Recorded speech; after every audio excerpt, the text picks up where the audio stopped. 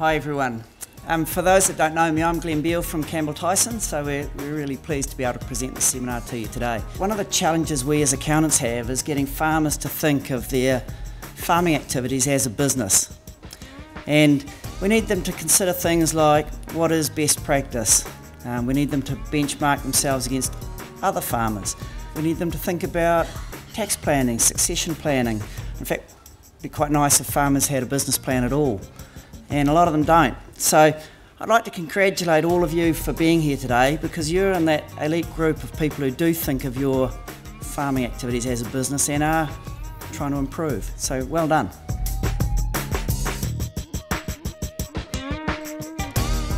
The purpose of our presentation this morning is to effectively empower you to go back into your own businesses and look at it with a set of eyes from a risk perspective. And our agenda is really an overview of what we find as the key farming risks, and particularly emphasis on rural business interruption, as Clinton said, protecting your cash flow, contingency planning, and some of the liability risks and issues that are facing the dairy market at the moment. I think fundamentally the first approach we have is to understanding farm risks is all about understanding a customer's business, and that involves, from a practical sense, getting out on farm and looking at what's unique to your own property. And this could be put into the category of, looking internally at your own business around these type of policies. So that's around analysing, what's the worst case loss position.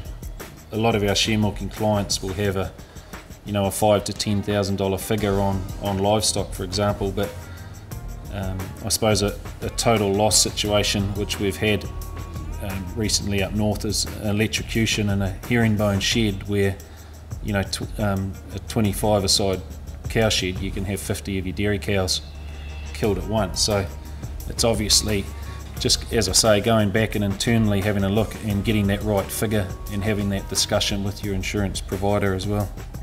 And following on from the succession point of view is your personal risk advice. So that's a separate arm of most insurance companies, where they'll have some specialised people that will talk about those key issues around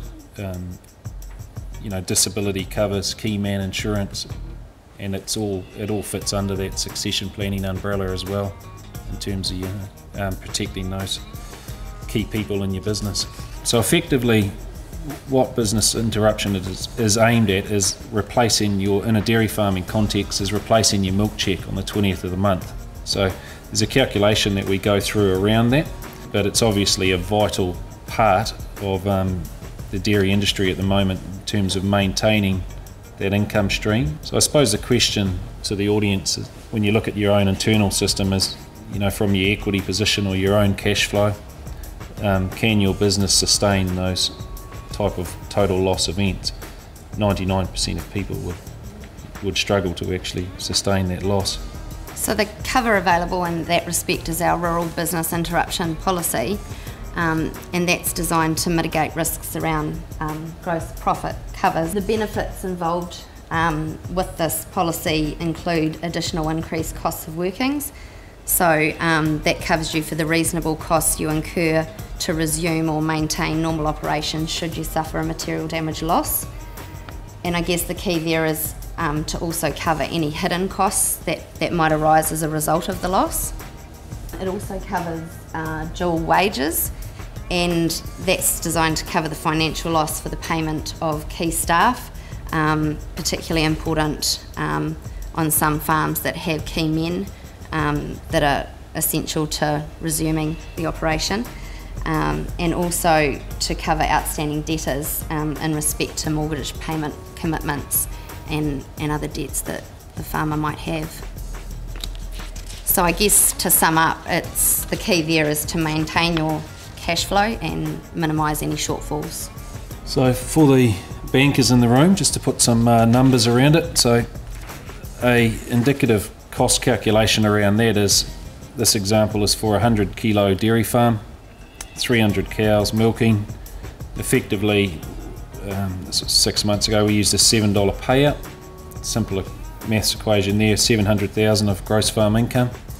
The additional increased cost of working, 100,000, and the claims preparation costs of $20,000. So effectively you've got a total sum insured of $820,000 there.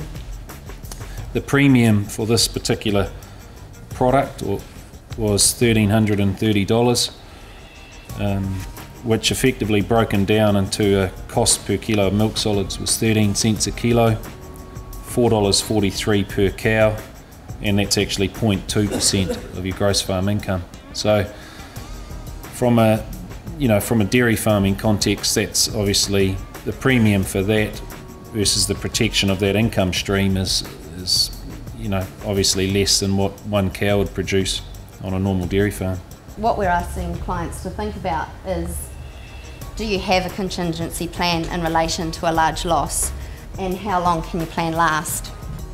So that's specifically important to if you've got, for instance, an example of an organic dairy farm, a loss to them, they can't just milk their cows at a neighbouring shed because of the regulations around their organic status.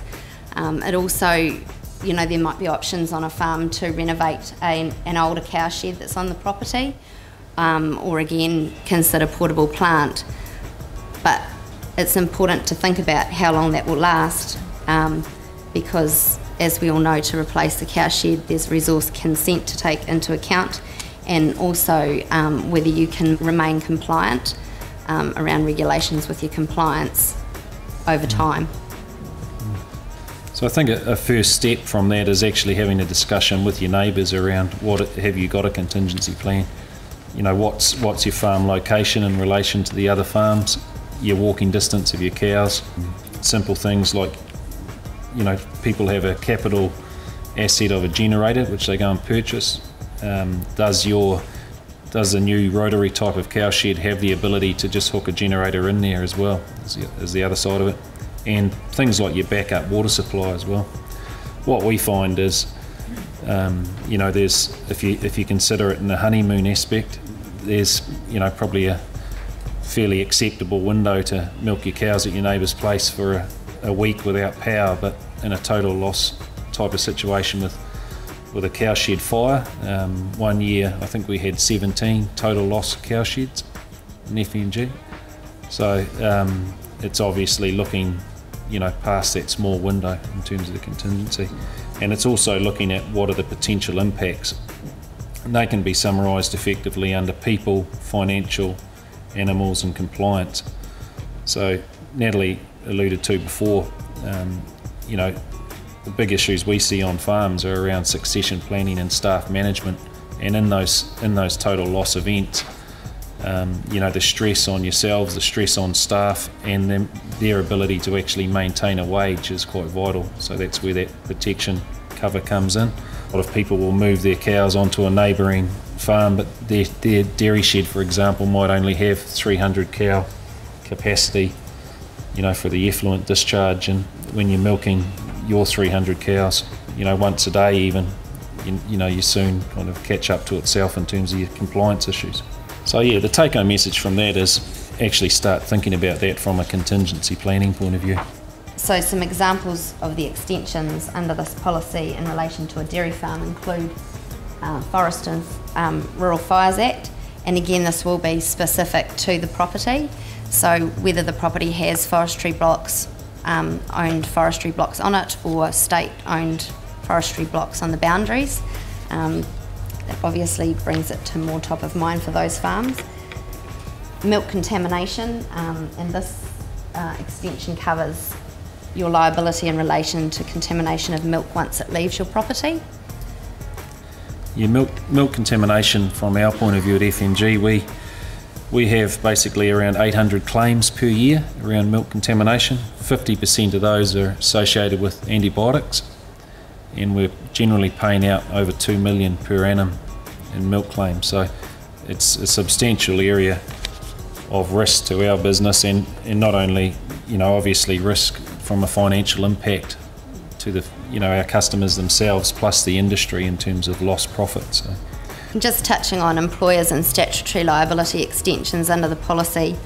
Employers' liability, one example there would be a non-ACC related injury to an employee.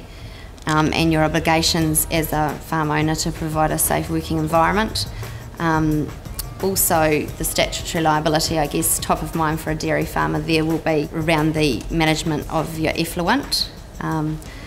So that will obviously be specific to the regional council that you're in. And again, just a small cover of moral obligation. Most insurers provide this under a liability policy, and that's basically to look after your neighbours, if you like. It's a feel-good cover. You wouldn't necessarily be held legally liable for the loss, say if your stock got into the orchard next door, but it's, as I said, a feel-good cover to keep neighbours friendly. Some of the key takeouts that we wanted to get across today were effectively look at your own internal business around the risks that are associated with it. Get an on-farm review from your insurance provider. So make sure they're actually coming out and taking the time to walk over your property and identify what risks are unique to that property as well. Have a discussion internally with your management team around a contingency plan and have that conversation with your neighbours as well. And look at mechanisms within your own business that you can do to protect your own cash flow. And obviously one of those is the rural business interruption insurance conversation with your provider, your insurance provider.